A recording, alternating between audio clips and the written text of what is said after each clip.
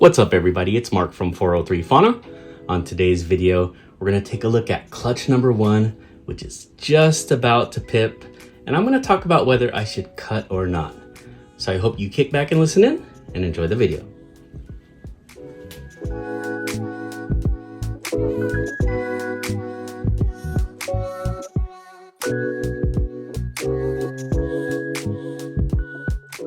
So I thought I'd give you guys an update on this little puzzle boy I got from Dark Cloud Reptiles.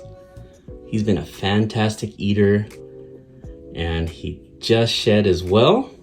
So he's looking really good. You know, I think one thing that has been understated with puzzles is the tracks that they have on their bellies. And I believe that the het puzzles display tracks as well. Not as prominent as these, but just one of those tricks I'm looking for on some of my het puzzles. So puzzle is one of my favorite morphs. It's just incredibly cool. They do have a little bit of an attitude, as you can see how this guy is acting. I'm gonna keep my fingers away from him. I haven't gotten tagged by him yet, but it's probably in the future. So on today's video, we'll first get a look at a couple of girls that will be laying for me soon. And then we'll take a look at clutch number 1. And we'll talk about whether I should cut it or not. I'm still undecided on that. And also clutch number 2 is on day 30, so we'll give them a burp as well. So let's check out first a couple of girls that will be laying some eggs for me very soon. So let's take a look at Tatsumaki here. Today is day 30 after her pre-lay shed. So she should be dropping some eggs at any time. She was bred to 2 different desert ghost males. One was a pinstripe desert ghost, and the other was pastel super enchi desert ghost, het hypo. And honestly, I'll take either father because eventually the offspring I would like to breed back to either one. So I'm really excited to get Hurricane into my desert ghost project and hopefully super Hurricane desert ghosts in the future. I want to work strictly just desert ghost before I start doing some other recessives with Hurricane. Treat Hurricane like a recessive in that there is that super form of it. So Tatsumaki, the Hurricane, I got her from Gray's Reptiles. And either way, her offspring will be het desert ghost. So this right here is a fire yellow belly hidden gene Woma fader that I got from Dark Cloud Reptiles as well. Now this girl, when I got her in March of this year.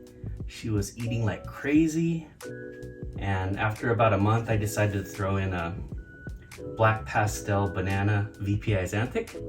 I saw no activity, and a couple weeks later I threw in my Mojave Krypton het ultramel, and there was a lock on that one. And after that, I decided, you know what, I'm gonna hold off on her, just wait till next season. But she started acting funny. I opened up her tub once and she was glowing like crazy. And she shed about at the beginning of this month and started nest building. So I think she's gonna give me a clutch of eggs. So surprise clutch here. It'll be really exciting to see some hidden gene Woma mixed in with Krypton. So once again, fire, yellow belly, hidden gene Woma fader from Dark Cloud Reptiles. So we're officially on day 55, and I'm having sort of a dilemma in whether I should cut these eggs or not. Now last year I had 6 clutches, which gave me a total of 37 eggs. Last year I made the decision to let them all pip out and come out on their own. Out of those 37 eggs, 1 was dead in the egg. It was deformed. There was no chance it would have came out. 2 of them I had to assist feed, and 1 failed to thrive and eventually perished. So out of 37 eggs, I had 35 healthy babies. The question is, does it matter if I cut or not? So I thought this year, I'm still just a fledgling breeder and I'm trying to find out my method and my way of doing things. And I think I'm gonna cut this year, but my eggs, they usually hatch like day 58 or Day 60 is usually when they start to pip. So I've decided on day 58, if they are not pipping or not out on their own already, that's when I'm going to start cutting. Let's actually take a look at clutch number 1. Now I noticed that with this clutch, the eggs have started to get a little bit moldy. These two on the edge right here have some white fuzzy mold growing around them. And I think that was because when I burped them on day 30, if you recall that video, it just spilled a lot of water on them and I wasn't very careful on drying all the eggs completely. Otherwise, they do look pretty good. Now you might see these brown spots on there, but that's just really Cocoa Mojo on them. So they look pretty good. They're starting to dimple. Let me give a squeeze on these guys. See if I can feel any snakes pushing back. This one I felt the push back on.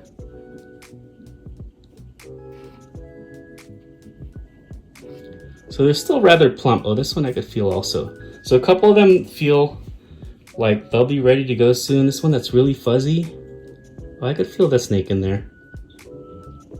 So what I'm gonna do is I'm just gonna give these guys a couple more days before I cut them. But smelling it, there's no smell of death. There is a very earthy smell to them. So they seem to be pretty good. I'm a little worried about these two on the end right there, but the other ones seem fine. So what I'll do is this year, I am going to be cutting on day 58. And I'm just going to be collecting data. I've really been good at collecting all the data points this year. And I just want to analyze it and figure things out on my own. I'm not here to philosophically tell you what you should do with your eggs. That's your personal choice. So last year I let them all come out on their own. And I had 35 out of 37. We'll see this year, that's just a small sample size. And as my career as a ball python breeder continues, then I will solidify my method of doing things. So next week's video, we'll see the egg cutting and hopefully they'll be out by then, we'll see. And there should be also an egg pulling. Before we go though, I do want to burp clutch number 2 and hopefully not spill a bunch of water on the eggs this time. So let's check out clutch number 2.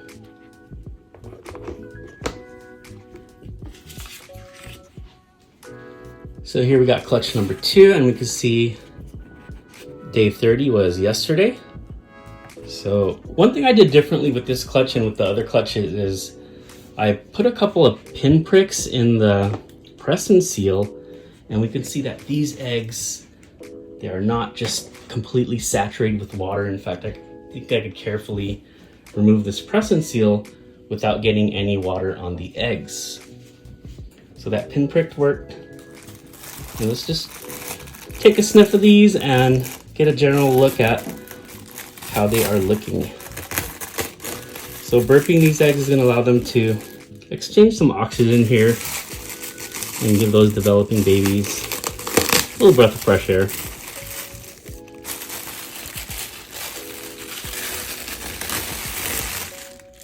So these they're looking really plump and healthy. One thing I found out is when you dry your eggs, don't use paper towels, use toilet paper.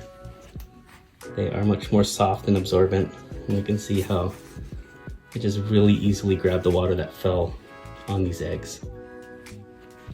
Excuse me. So we can see these eggs look absolutely beautiful. There's no fuzz on them. And that pinprick worked. So just a refresher on this clutch, the parents were a Butter Desert Ghost het genetic stripe, 50% possible het hypo, crossed with a cinnamon hypo het genetic stripe. So I'm hoping to get some hypos if that hypo proves out.